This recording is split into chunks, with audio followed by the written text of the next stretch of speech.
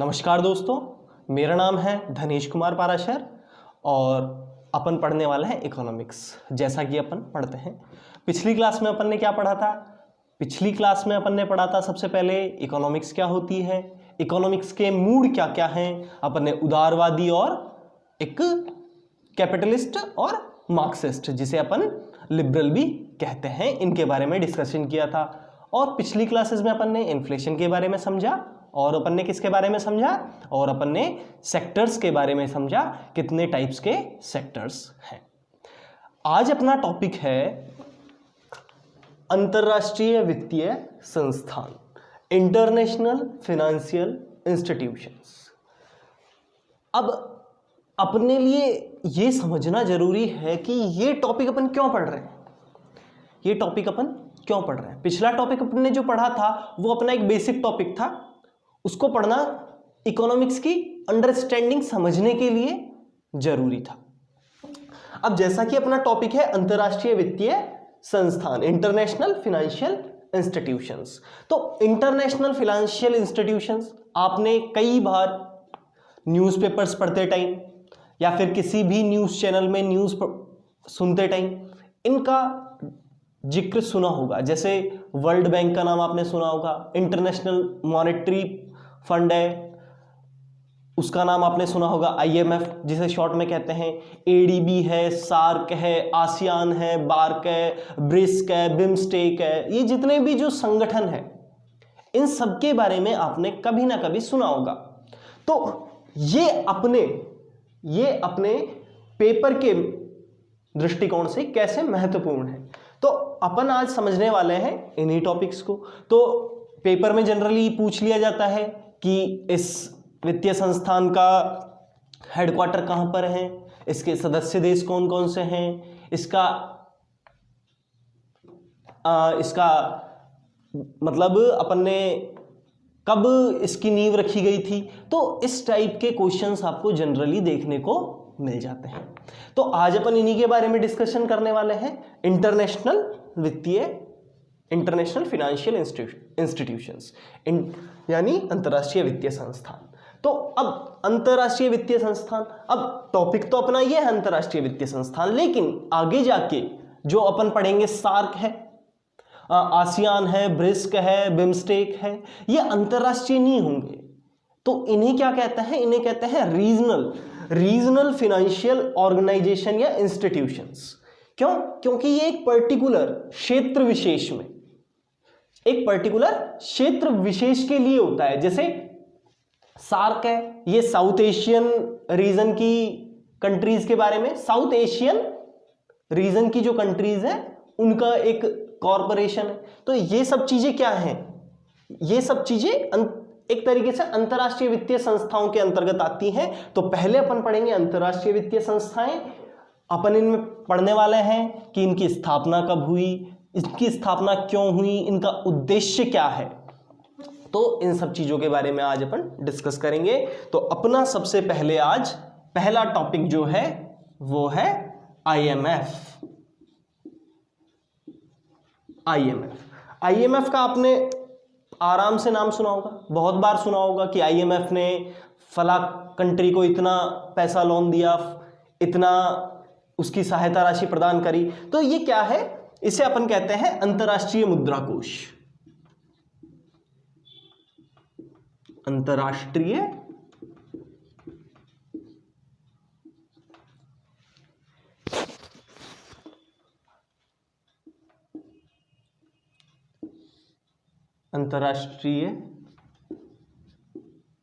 मुद्रा कोष, international monetary fund. अब जैसा कि अपन को नाम से ही पता लग रहा है, इंटरनेशनल मॉनेटरी फंड, तो अपन ये बाद में समझेंगे कि इसका काम वगैरह क्या है। अपन सबसे पहले इसका इतिहास थोड़ा सा समझेंगे, अपने वो ज्यादा महत्वपूर्ण नहीं है एग्जाम की दृष्टि से। अपन सिर्फ इतना समझेंगे कि इसकी स्थापना कैसे, कब हुई और क्यों हुई, थोड़ा छोटे से उसमें डिस्क्रिप्शन में अपन इसको समझेंगे। तो सबसे पहले जो USA है, USA और ब्रिटेन, तो USA का तो था व्हाइट प्लान, USA का तो एक कौन सी योजना थी, यूएसए की योजना थी व्हाइट प्लान जिसको कहते हैं यूएसए में, और ब्रिटेन की थी कीन्स योजना। ब्रिटेन की थी कीन्स योजना और यूएसए का था व्हाइट प्लान जो कि ब्रेटन वुड, ये नाम याद रखना, ब्रेटन वुड।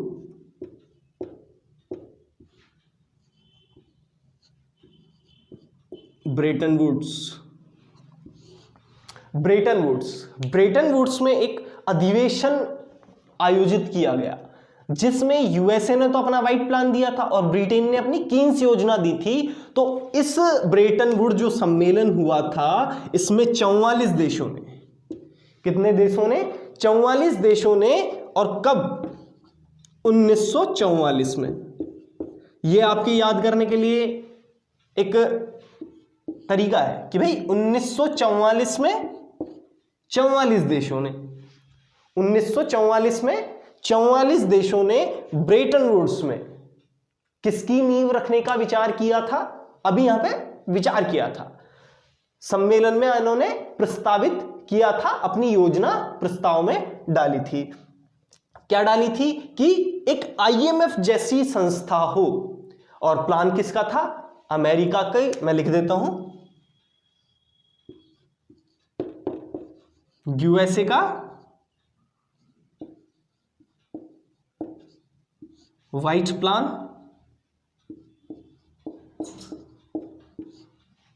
और Britain, UK, United kingdom, UK का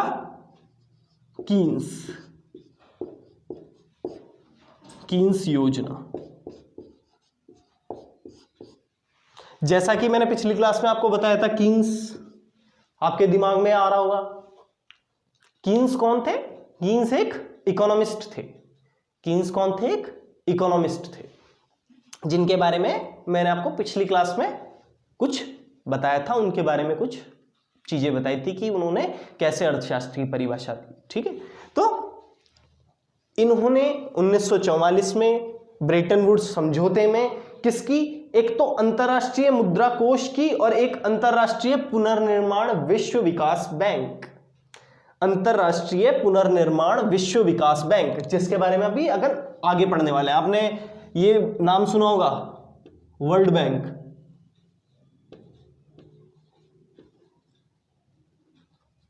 ठीक है, वर्ल्ड बैंक। तो वर्ल्ड बैंक की एक सब्सिडरी यूनिट है। वर्ल्ड बैंक की क्या है? सब्सिडरी यूनिट है, जिसको अपन क्या कहते हैं? अंतरराष्ट्रीय पुनर्निर्माण विश्व विकास बैंक। अंतरराष्ट्रीय पुनर्निर्माण विश्व विकास बैंक। ठीक है, तो इन दो की क्या रखी गई? नींव रखी गई, जिसमें से क्या था? आईएमएफ, अंतरराष्ट्रीय मुद्रा कोष। तो ये चीज समझ में आ गई कि इसकी स्थापना कब हुई? 1944 में। उसके बाद अब ये आती है कि इसमें कितने सदस्य देश थे? कितने सदस्य देश थे? 44। लेकिन वर्तमान में इसके सदस्य देशों की संख्या कितनी है? 189। कितनी है? 189। वर्तमान में इसके 189 सदस्य देश हैं और भारत, याद रखना, भारत इसके संस्थापक देशों में से एक है। मतलब भारत इन 44 देशों में से एक था 1944 के टाइम। तो भारत आईएमएफ का एक संस्थापक देश है। ठीक है, ये चीज क्लियर हुई। अब बात आती है 189 देश। अब कई बार क्वेश्चन पूछ लिया जाता है एग्जाम में कि हाल ही में अंतरराष्ट्रीय मुद्रा कोष में किस देश को सदस्यता प्रदान की गई है, कि भाई किस कंट्री को उसका सदस्य बनाया गया है। तो इसका 189th मेंबर कौन है? इसका 189th मेंबर है नौरू। कौन है? नौरू, एक कंट्री है नौरू। और इसका 188th इसकी 188th जो सदस्य है वो है दक्षिणी सूडान। और ये है, मैं इसको मिटा देता हूं,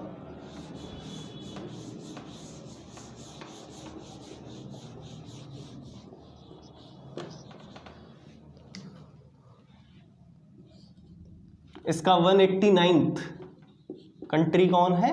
नोरू। और 188th कौन सी थी? दक्षिणी सूडान। दक्षिणी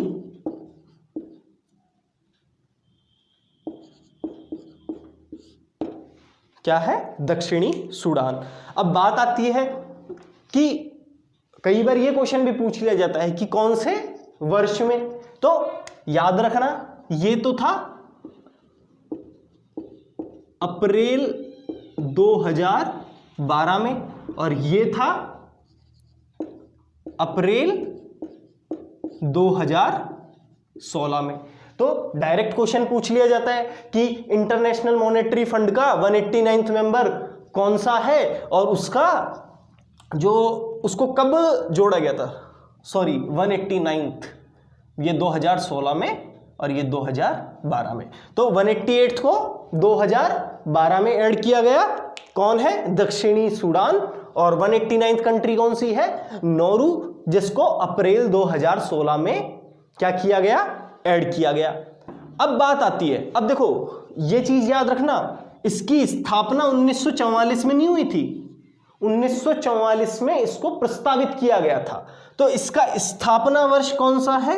1945। 1945 में इसकी स्थापना हुई और इसका मुख्यालय कहां पे हुआ? इसका मुख्यालय हुआ, यह है स्थापना वर्ष।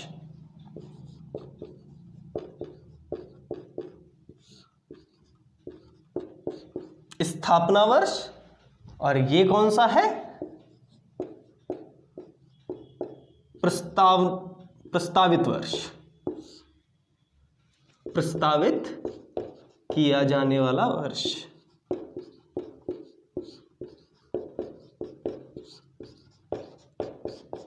प्रस्तावित किया जाने वाला वर्ष।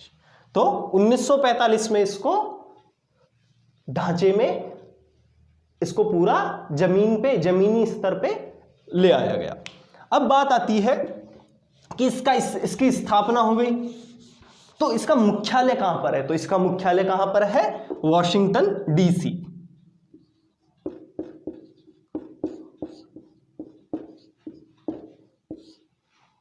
वॉशिंगटन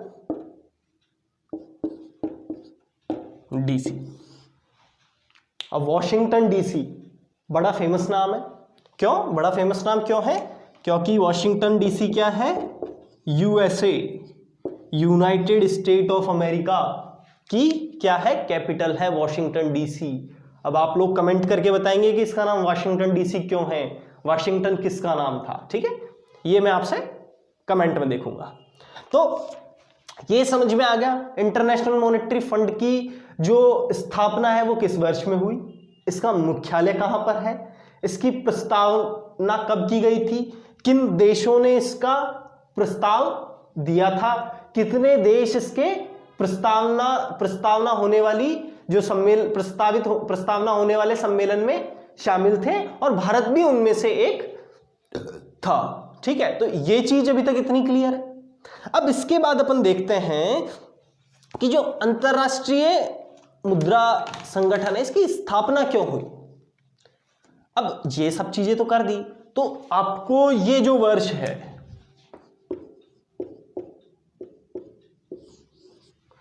इस वर्ष को अगर आप वर्ल्ड हिस्ट्री से रिलेट करके देखोगे, अगर आप इस वर्ष को वर्ल्ड हिस्ट्री से रिलेट करके देखोगे तो एक बहुत बड़ी जो घटना है, कौन सी घटना खत्म हुई थी यहां पर, मतलब खत्म होने के आसपास थी। World war second world war, द्वितीय विश्व युद्ध। ठीक है, तो द्वितीय विश्व युद्ध से अब देखेंगे ज्यादातर जितने भी अपन अंतरराष्ट्रीय वित्तीय संस्थान पढ़ने वाले हैं वो सारे के सारे 1944 के बाद ही जनरेट होंगे। क्यों?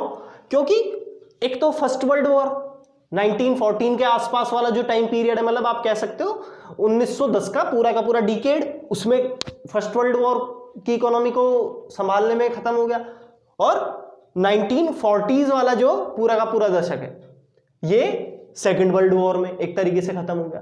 तो ये जो अर्थव्यवस्था है, अर्थव्यवस्था पूरे वर्ल्ड की बुरी तरीके से गिरी हुई थी।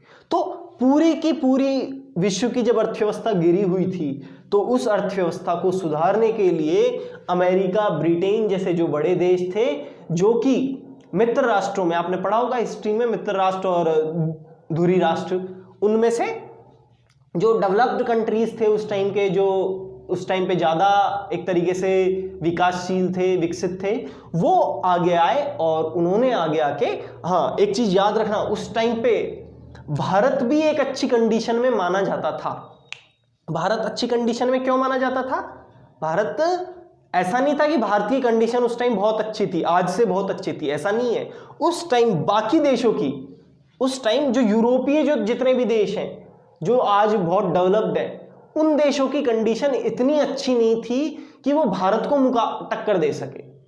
तो भारत ऑटोमेटिक, वो है ना कि अंधों में काना राजा, तो उस टाइम पे वो इतने डेवलप्ड नहीं थे, तो भारत उनमें से डेवलप्ड में से एक था। हालांकि ब्रिटेन, चाइना, यूएसए और अपना रशिया है, ये सब, फ्रांस है, ये सब उस टाइम पे भी एक अच्छी कंडीशन में थे। लेकिन जो जापान है, जापान उस टाइम बिल्कुल अच्छी कंडीशन में नहीं था।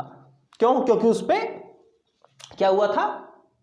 एटम बम उस पे गिराया गया था, जो आपने सुना होगा, हिरोशिमा और नागासाकी में। तो ये चीज समझ में आ गई।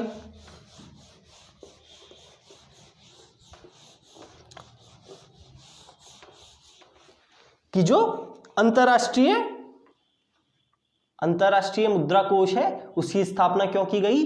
ताकि विश्व की जो अर्थव्यवस्था है उसमें गतिशीलता आए, उसमें मोबिलिटी आए और वो डेवलप कर सके। अब इसका काम क्या है? इसका काम है सभी देशों के आपसी व्यापार को संतुलित किए हुए रखना, आपस में जितने भी देश हैं उनकी जो एक्सचेंज रेट होती है उनको कंट्रोल में किए रखना, जो अदर कंट्रीज है जो कि अनडेवलप्ड कंट्रीज है, जैसे साउथ अफ्रीका की बहुत सारी कंट्रीज है अफ्रीका कॉन्टिनेंट में, सूडान, नाइजीरिया, युगांडा, रवांडा, तो इस टाइप की जो कंट्रीज है जो कि बिल्कुल गरीब कंट्रीज है, तो उनकी हेल्प करना। विकासशील देश हैं उनको विकसित देशों की स्थिति तक लाना, जो विकसित देश है उनको, उनसे ये फंड मुहैया करवाती है, मतलब कि फंड्स लेती है। तो अब बात आती है, हाँ एक चीज और बता देता हूं कि जो अंतरराष्ट्रीय वो आईएमएफ है,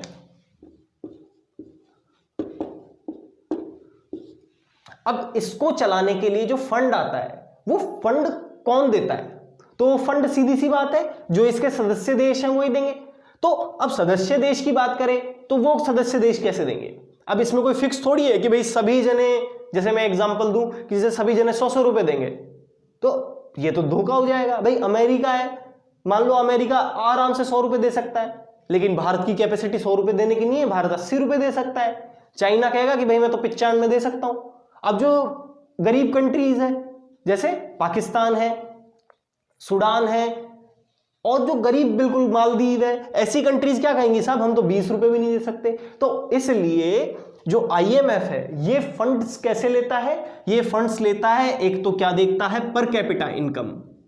पर कैपिटा इनकम यानी प्रति व्यक्ति आय, प्रति व्यक्ति आय, किसी देश की प्रति व्यक्ति आय कितनी है और उसकी जीडीपी कितनी है।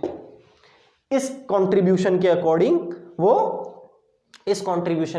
देखता है कि फंड कितना लिया जाना चाहिए, और इस हिसाब से सबसे ज्यादा आईएमएफ को जो फंड प्रोवाइड करवाने वाली कंट्री है वो है यूएसए, संयुक्त राज्य अमेरिका, जो कि 17.46%, इसका पूरे 100% में से 17.46% अकेला कौन प्रोवाइड करवाता है इसको? यूएसए।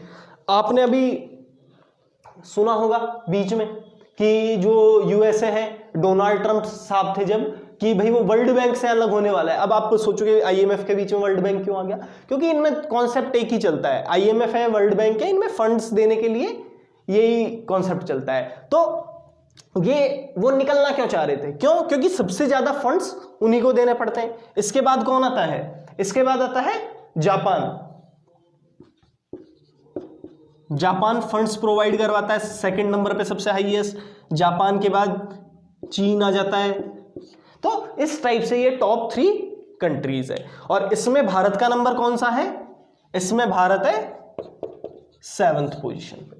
भारत 7वें नंबर पे है, जो कि लगभग 2.25% फंड प्रोवाइड करवाता है। कितनी कंट्रीज में से? 189 कंट्रीज में से। तो ये चीज समझ में आ गई आईएमएफ का पूरा फंडा, आईएमएफ क्या है और कैसे वर्क करता है, इसका मुख्यालय कहां पर है, इसकी स्थापना कब हुई थी, इसके सदस्य देश कितने हैं। तो ये तो बात हुई आईएमएफ की। अब इसके बाद अपन आते हैं वर्ल्ड बैंक।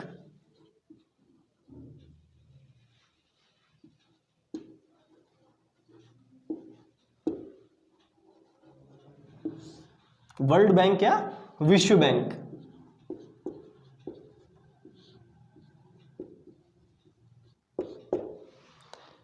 जो विश्व बैंक का कॉन्सेप्ट आया है, विश्व बैंक का कॉन्सेप्ट भी 1944 के ब्रेटन वुड्स जो सम्मेलन हुआ था। ये ब्रेटन वुड्स सम्मेलन क्या है? ब्रेटन वुड्स एक जगह का नाम है, वहां पे एक सम्मेलन हुआ था। तो 1944 में जो ब्रेटन वुड्स सम्मेलन हुआ था, उसी सम्मेलन की एक तरीके से आप कह सकते हो संतान है, उसी की ऑफस्प्रिंग है। क्यों? क्योंकि उसी सम्मेलन में इसका भी क्या किया गया था, एक प्रस्तावना की गई थी कि भाई ऐसी भी कोई संस्था होनी चाहिए। अब बात आती है, लेकिन उस टाइम इसको वर्ल्ड बैंक नहीं कहा गया था, वर्ल्ड बैंक नहीं कहा गया था भाई। वर्ल्ड बैंक इसको बाद में बोल दिया गया जब इसका पूरा निर्माण हो गया। तो वर्ल्ड बैंक की स्थापना वर्ष भी कौन सा है? वर्ल्ड बैंक का स्थापना वर्ष भी वही 1945 है। इसका मुख्यालय कहां पे? इसका मुख्यालय भी सेम वॉशिंगटन डीसी में है।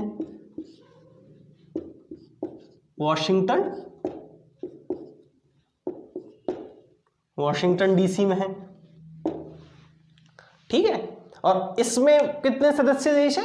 इसमें भी उतने ही सदस्य देश है जितने आईएमएफ में थे। क्यों? क्योंकि दोनों एक तरीके से पैरेलल संस्थाएं हैं, ये दोनों एक तरीके से समानांतर हैं। अब बात आती है कि हाँ, एक चीज और, इन्हें ये 1944 के ब्रेटन वुड्स में ही सम्मेलन में ही हुए थे, दोनों लगभग सेम है। तो इसीलिए कई बार क्वेश्चन आ जाता है कि ब्रेटन वुड्स की जुड़वा संतानें कौन है। क्या क्वेश्चन आ जाता है डायरेक्टली कि ब्रेटन वुड्स की जुड़वा संतानें कौन है? तो ब्रेटन वुड्स की जुड़वा संतानें कौन है? आईएमएफ और वर्ल्ड बैंक ब्रेटन वुड्स समझौते की क्या है? ब्रेटन वुड्स समझौते की जुड़वा संतानें। अब अपन बात करते हैं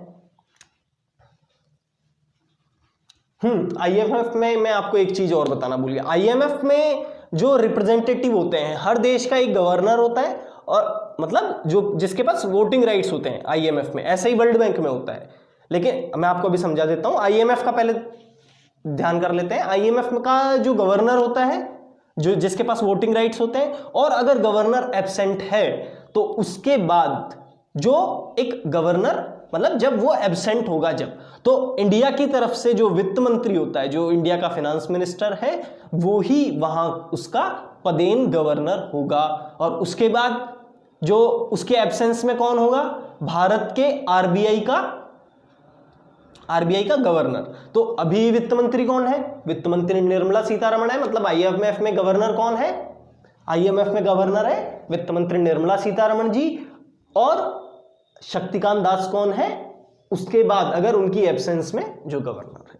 अब बात की जाती है वर्ल्ड बैंक की। तो वर्ल्ड बैंक में भारत का रिप्रेजेंटेटिव कौन होता है? तो वर्ल्ड बैंक में भारत का रिप्रेजेंटेटिव होता है भारत का विदेश सचिव। जो भारत का विदेश मंत्रालय का जो मुख्य सचिव है, वो भारत का वहां पर विदेश सचिव होता है। तो वर्ल्ड बैंक समझ में आ गया। वर्ल्ड बैंक भी वही सेम चीज है आईएमएफ जैसा। एक चीज याद रखना बस, 1945 में इसकी स्थापना हुई, वॉशिंगटन डीसी में इसका मुख्यालय है।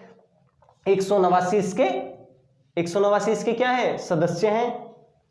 सदस्य देश हैं। और इसके बाद ब्रेटन वुड्स की जुड़वा संतानें कौन कौन सी हैं। तो ये कुछ ऐसे क्वेश्चंस हैं जो कि वर्ल्ड बैंक से रिलेटेड है। अब बात करते हैं कि वर्ल्ड बैंक से रिलेटेड और कौन कौन सी जो इसकी क्या है सब्सिडरीज जिनको अपन कह सकते हैं।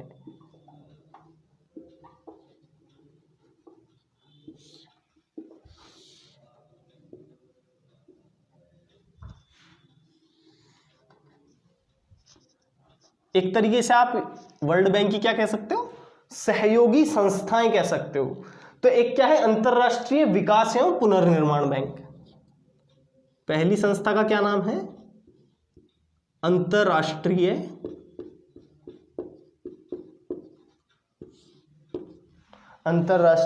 विकास एवं पुनर्निर्माण बैंक। विकास एवं पुनर्निर्माण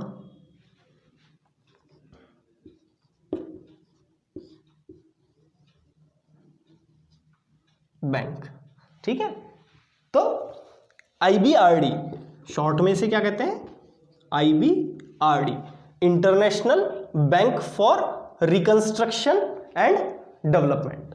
international bank for reconstruction and development. इसके बाद अंतरराष्ट्रीय विकास संघ,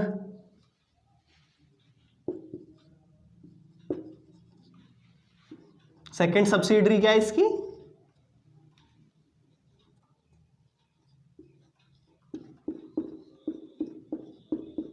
अंतरराष्ट्रीय विकास संघ।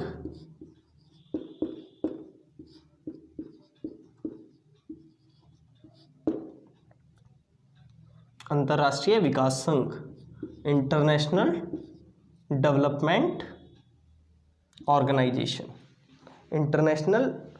एसोसिएशन। ऑर्गेनाइजेशन नहीं, एसोसिएशन। ऑर्गेनाइजेशन यानी क्या होता है, संगठन, और एसोसिएशन यानी संघ। तो इंटरनेशनल डेवलपमेंट एसोसिएशन कौन क्या हो गई इसकी, दूसरी होगी। इसके बाद इसका थर्ड सब्सिडरी क्या है, अंतरराष्ट्रीय वित्तीय संस्थान, अंतरराष्ट्रीय वित्तीय निगम। अंतरराष्ट्रीय वित्तीय निगम, वित्तीय निगम, IFC, इंटरनेशनल फिनांस कॉरपोरेशन। इसके बाद इसकी दूसरी संस्था क्या है, बहुपक्षीय निवेश। क्या है, बहुपक्षीय निवेश। निवेश से जैसा कि आप क्या समझते हैं, निवेश यानी इन्वेस्टमेंट। मैंने आपको पिछली क्लास में समझाया था, बहुपक्षीय निवेश guarantee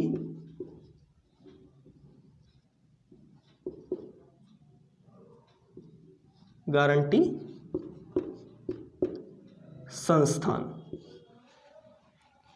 multilateral investment guarantee organisation,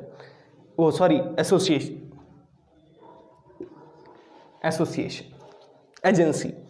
तो क्या हो गया, MIGA, multilateral investment guarantee association. तो पहला क्या हो गया, IBRD, international bank for reconstruction and development. उसके बाद अंतरराष्ट्रीय विकास संघ, इंटरनेशनल डेवलपमेंट एसोसिएशन। इसके बाद इंटरनेशनल फिनांस कॉरपोरेशन, अंतरराष्ट्रीय वित्तीय निगम। और इसके बाद बहुपक्षीय निवेश गारंटी संस्थान, MIGA, multilateral investment guarantee agency. इसके बाद लास्ट है कि निवेश विवादों को सुलझाने के लिए एक अंतरराष्ट्रीय केंद्र। आप सिर्फ इसको इतना समझ लो, यहाँ पर जगह नहीं है कि अब आपने निवेश की गारंटी कर दी, लेकिन इसके बाद भी अगर कोई प्रॉब्लम आ जाए, निवेश से रिलेटेड कोई समस्याएं आ जाए, तो इसके लिए ICSID करके एक क्या है, इसका एक सब्सिडरी है ICSID, international centre for settlement of investment disputes. क्या है, international centre for settlement of investmental issues. Disputes. तो ये चीज समझ में आ गई कि वर्ल्ड बैंक की 1, 2, 3, 4 और 5 कितनी 5 क्या है सब्सिडरीज हैं। अब ये सब्सिडरीज का मतलब क्या होता है? सब्सिडरीज का मतलब होता है कि ये इसमें क्या है, ये इसके साथ जुड़ी हुई संस्थाएं हैं। कानूनन और नियम के रूप से तो ये अलग है, कानूनी और नियम के रूप से तो ये संस्थाएं अलग हैं, लेकिन सहयोग की दृष्टि से ये आपस में जो इनका म्यूचुअल अंडरस्टैंडिंग है उस दृष्टिकोण से ये सभी संस्थाएं जो हैं ये वर्ल्ड बैंक के साथ क्या है कंबाइंड है। तो ये चीज समझ में आ गई कि अंतरराष्ट्रीय क्या है, ये अंतरराष्ट्रीय जो वर्ल्ड बैंक है, विश्व बैंक, इसके साथ ये संस्थाएं कौन कौन सी जुड़ी हुई हैं। तो अपना ये वर्ल्ड बैंक का मामला खत्म होता है। अब इसके बाद अपन आ जाते हैं कहां पर, अंकटाड। अंकटाड क्या होता है? UNCTAD, UNCTAD, UNCTAD. आपने इसका नाम भी सुना होगा, लेकिन इसका नाम आपने इतना नहीं सुना होगा। इसका नाम है संयुक्त राष्ट्र व्यापार एवं विकास सम्मेलन। संयुक्त राष्ट्र व्यापार एवं विकास सम्मेलन, United nation conference on trade and development, United Nations conference for trade and development. तो जैसा कि नाम से पता लग रहा है कि ये किसकी ब्रांच है, एक यूएन की, यूनाइटेड नेशंस की, जो कि किसके लिए वर्क करती है, व्यापार एवं विकास सम्मेलन। व्यापार एवं विकास सम्मेलन जो कि व्यापार को दो कंट्रीज के बीच में जो ट्रेड हो रहा है उसके और किसके बीच में, जो दूसरी कंट्री है उसके बीच में व्यापार और विकास का क्या करने के लिए, डेवलपमेंट करने के लिए, ये आपस में तालमेल बिठाने के लिए उन दो कंट्रीज के काम करता है। और किसकी ब्रांच है ये, एक यूएन की ब्रांच है। तो अंकटाड क्या है, एक यूएन की ब्रांच है जो कि क्या वर्क करती है, व्यापार एवं विकास के लिए प्रतिबद्ध है। तो अंकटाड आ गया। अब है कि अंकटाड की स्थापना कब हुई, वही बात, अंकटाड की स्थापना कब हुई? तो अंकटाड की स्थापना हुई 1964 में। अंकटाड की स्थापना कब हुई? 1964 में। इसका लिख देता हूं स्थापना वर्ष, स्थापना वर्ष 1964। और इसका मुख्यालय कहां पर है? इसका मुख्यालय है जेनेवा में, जेनेवा में। इसका मुख्यालय कहां पर है? अंकटाड का जेनेवा में है। और इसके सदस्य देश कितने हैं? इसके सदस्य देश हैं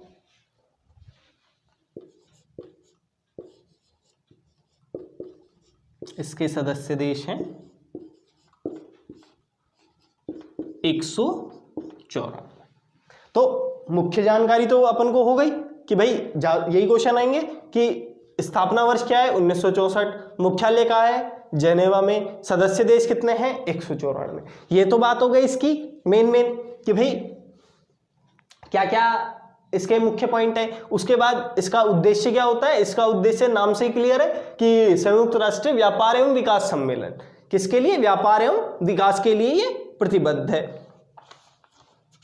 अब बात आती है कि जो अंकटाड है, अंकटाड में कौन देश इसके सदस्य बनने के लिए एलिजिबल है? अंकटाड का ऐसा कौन सा सदस्य देश है, ऐसे कौन से देश हैं जो कि अंकटाड के मेंबर बन सकते हैं? तो अंकटाड का जो मेंबर है वो कौन बन सकता है? जो यूएन का मेंबर है, जो यूनाइटेड नेशंस का मेंबर है, वो ही सिर्फ अंकटाड का मेंबर बन सकता है। तो ये अंकटाड क्लियर हो गया।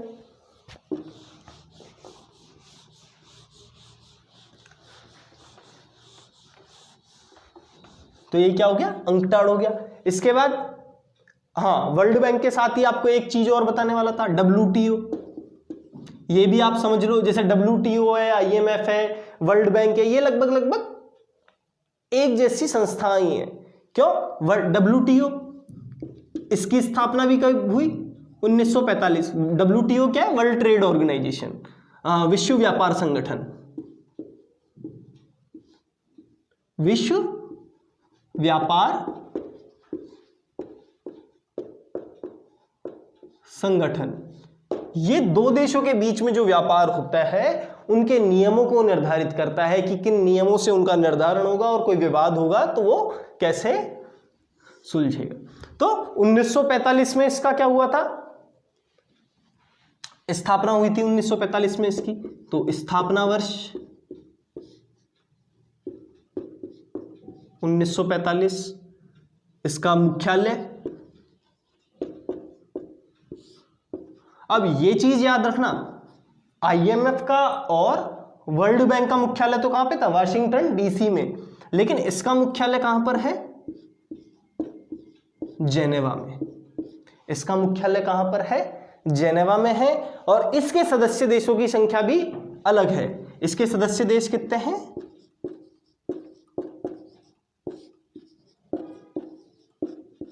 इसके सदस्य देश हैं 164। इसके सदस्य देश कितने हैं? 164। तो ये क्या हो गया? ये हो गया WTO के बारे में फैक्ट्स।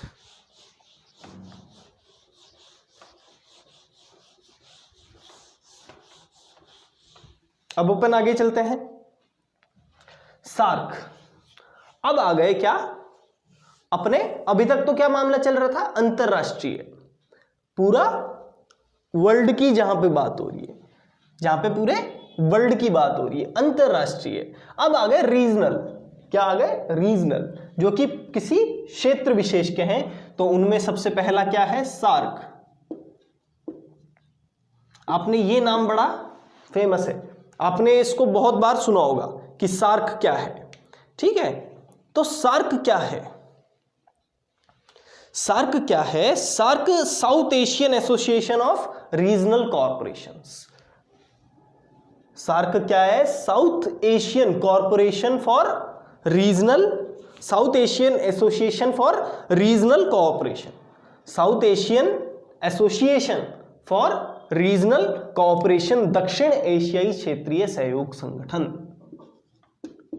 दक्षिण एशियाई क्षेत्रीय सहयोग संगठन। क्या है? दक्षिण एशियाई क्षेत्रीय सहयोग संगठन,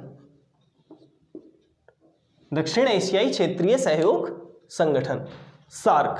तो अब दक्षिण एशियाई, जैसे ही आप समझते हो दक्षिण एशियाई, तो एशिया का मैप जैसे अपन बनाए तो किस टाइप से, मान लो इस टाइप से बनेगा। तो क्या हो गया? ये तो हो गया रशिया हो गया, ये क्या हो गया?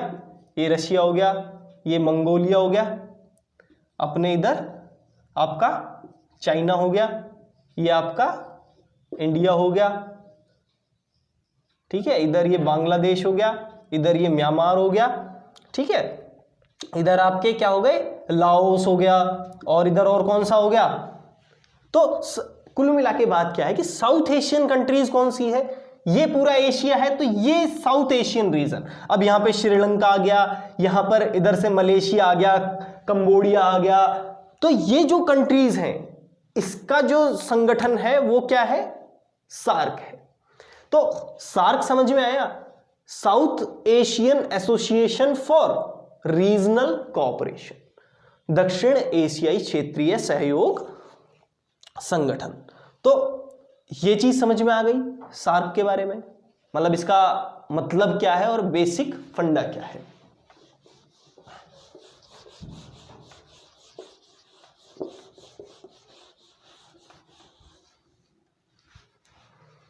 अब बात आती है कि इसके सदस्य देश कौन कौन से हैं।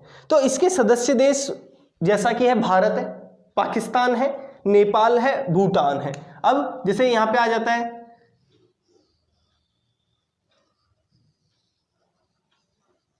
कि ये भारत हो गया, इधर से ये पाकिस्तान हो गया, इधर से यहाँ पे नेपाल हो गया, ठीक है, नेपाल हो गया, इंडिया हो गया, पाकिस्तान हो गया, इधर से भूटान हो गया, ये बांग्लादेश हो गया, ठीक है, और इधर से यहाँ पे श्रीलंका हो गया, और इधर यहाँ पे जो मालदीव हो गया। तो ये क्या है, इसके सदस्य देश।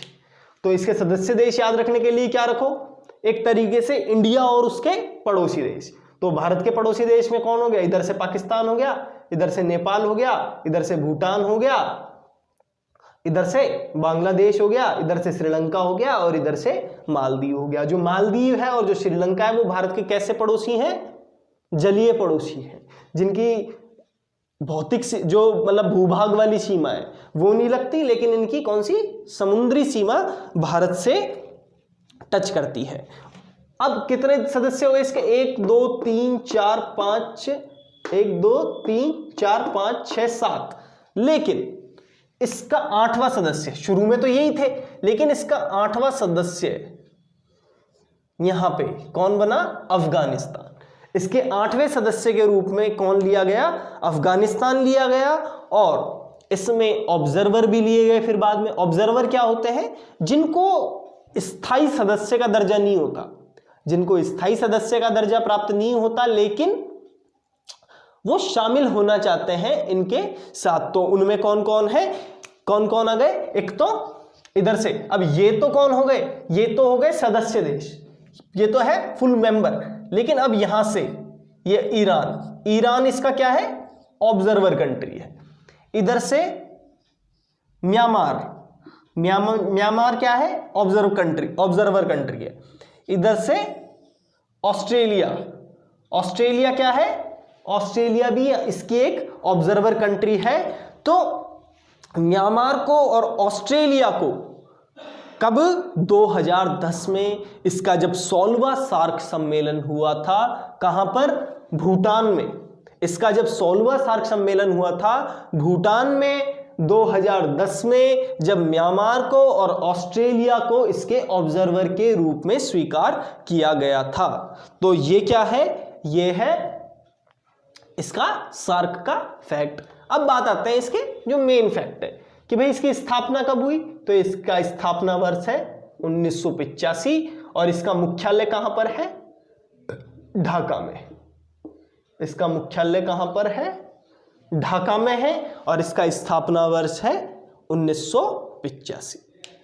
अब बात आती है, जैसे ब्रेटन वुड्स में उसका आइडिया आया था, तो सबसे पहले सार्क का आइडिया किसने दिया, तो सबसे पहले सार्क का आइडिया 1980 में किसने दिया था, बांग्लादेश के एक राष्ट्रपति हुआ करते थे, जियाउर रहमान। कौन, जियाउर रहमान। उन्होंने इसका क्या दिया था, आइडिया दिया था कि ऐसा एक कोई क्षेत्रीय अपना संगठन, जिसमें अपना जो साउथ एशियन रीजन वाले क्षेत्र हैं ये उसमें शामिल हो सके। तो सार्क का फंडा पूरा समझ में आ गया। अब दूसरी चीज कि इसका उद्देश्य, सीधी सी बात है, उद्देश्य क्या होगा, अपने साउथ एशियन रीजन का डेवलपमेंट। अब इसमें इकोनॉमिक डेवलपमेंट के साथ साथ इसका एक उद्देश्य और क्या है, कल्चरल डेवलपमेंट, कि हर कंट्री का जो अपना अपना कल्चर है उस कल्चर का भी क्या हो, डेवलपमेंट हो। इनका जो सांस्कृतिक विकास है वो आर्थिक विकास के साथ इन्होंने जोड़ा। तो ये चीज समझ में आ गई।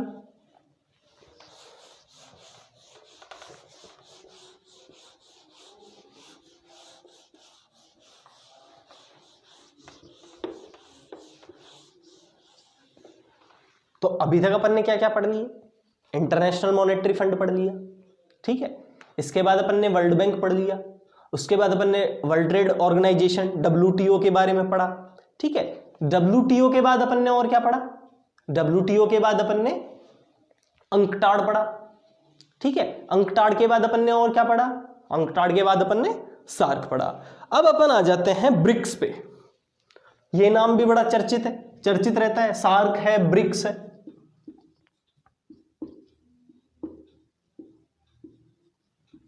ब्रिक्स, आप करंट अफेयर्स जब भी पढ़ते होंगे तो आप ब्रिक्स आप पढ़ते होंगे कि आज ब्रिक्स सम्मेलन यहाँ पे हुआ, आज ब्रिक्स सम्मेलन वहाँ पे हुआ, तो ये सॉरी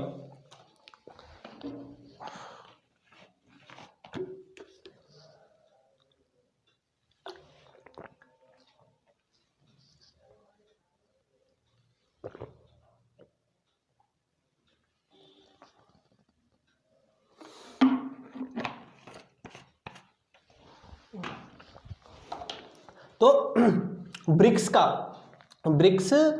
आपने नाम सुनते ही रहते होंगे। तो ब्रिक्स क्या चीज है, ब्रिक्स क्या है? देखो, ब्रिक्स की स्थापना सबसे पहले अपन समझते हैं कब हुई। ब्रिक्स की स्थापना हुई थी 2009 में। 2009 में क्या हुआ, जो डेवलप्ड कंट्रीज थी वो पूरे के पूरे वर्ल्ड पे इतना ज्यादा अपना कंट्रोल जमा रही थी कि जो डेवलपिंग कंट्रीज थी, जो विकसित कंट्रीज थी, जैसे अमेरिका है, चाइना है, जापान है, फ्रांस है, ये ब्रिटेन है, ये इतना अपना कंट्रोल जमा रहे थे कि जो विकसित, जो विकासशील देश है वो अंदर ही अंदर थोड़ा सा उनको संशय हुआ उनकी मंशा पे कि भाई ये अपना ऐसा संगठन बना के इतना वर्क कर रहे हैं तो ये कहाँ हम पे ध्यान देंगे। तो जो विकासशील देश थे उन्होंने अपना क्या करा, एक संगठन बनाया जिसमें कौन कौन, बी से ब्राजील, आर से रूस, ब्राजील,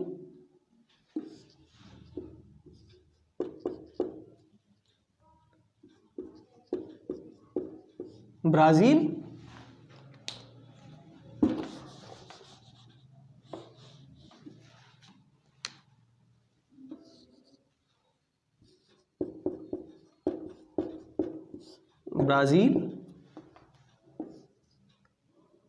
रूस, इंडिया,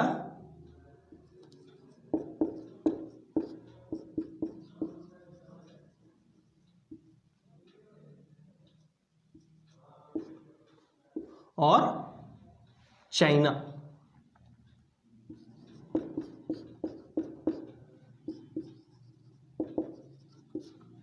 ठीक है, तो ब्राजील ने, रशिया ने, इंडिया ने और चाइना ने, BRIC, ब्रिक, पहले इसका नाम क्या हुआ करता था, ब्रिक हुआ करता था। क्यों? क्योंकि इसको ब्राजील ने, रशिया ने, इंडिया ने और चाइना ने क्या करा था, स्टार्टिंग करी थी। क्यों? क्योंकि ये उस टाइम पे, कब, 2009 के टाइम क्या थे, ये विकासशील देश थे, ये डेवलपिंग कंट्रीज थी। तो इसलिए इन्होंने क्या किया, इसलिए इन्होंने अपना एक संगठन बनाया जिसका नाम इन्होंने ब्रिक्स संगठन दिया। और ब्रिक्स शब्द का सबसे पहले प्रयोग किसने किया था, 2001 में गोल्डमैन सैश ने, गोल्डमैन सैश के जिम ओ'नील द्वारा किया गया। किसके द्वारा, जिम ओ'नील, जिम ओ'नील। कब, 2001 में। 2001 में जिम ओ'नील द्वारा इसका सबसे पहले क्या किया गया, ब्रिक शब्द का इन्होंने दिमाग में विचार आया। बात विचार वाली है ना, जैसे 1944 में किनका आया था, WTO का, वो WTO, IMF और वर्ल्ड बैंक का। उसके बाद 1980 में सार्क का आया, लेकिन स्थापना 85 में हुई। ऐसे 2001 में जिम ओ'नील द्वारा किसका विचार आया, ब्रिक का विचार आया।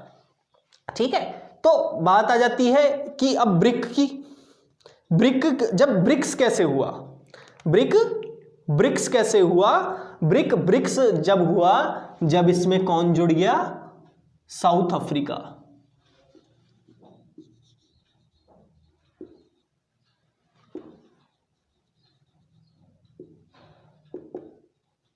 कौन जुड़ गया इसमें, साउथ अफ्रीका। जब इसमें जुड़ गया तो इसका नाम क्या हो गया, ब्रिक्स हो गया। और इसका पहला सम्मेलन कब हुआ था, सीधी सी बात है, 2009 में इसका क्या हुआ था, 2009 में इसका क्या हुई थी, स्थापना हुई थी। तो 2009 के 16 जून को इसका पहला शिखर सम्मेलन हुआ, जो कि कहां पे, रूस के येकाटेरिनबर्ग, रूस के येकाटेरिनबर्ग,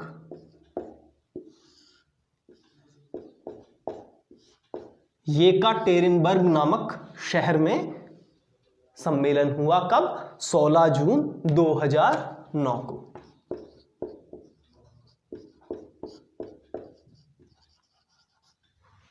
ठीक है, तो ब्रिक्स के बारे में समझ में आ गया, ब्रिक्स क्या है।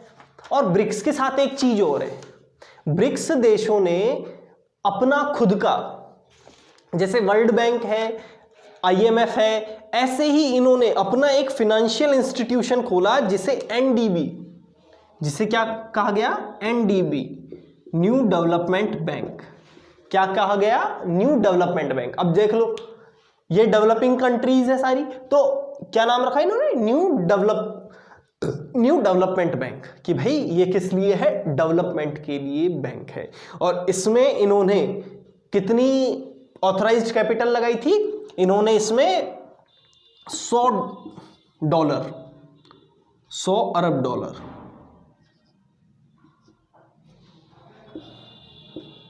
100 अरब डॉलर,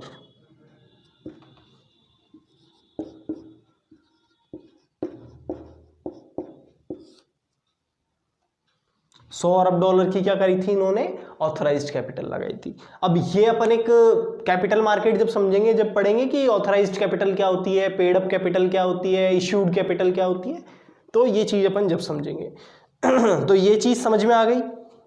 अब बात यह है कि इस बैंक, ये बैंक, इसका मुख्यालय कहां पर है और इसकी स्थापना कब हुई थी। तो इसकी स्थापना हुई थी 2014 में, और इसका मुख्यालय है कहां पर, शंघाई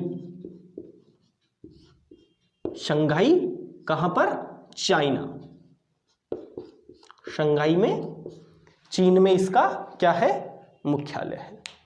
तो ये समझ में आ गया अच्छे से, ब्रिक्स क्या है, इसमें कोई डाउट, ठीक है। अब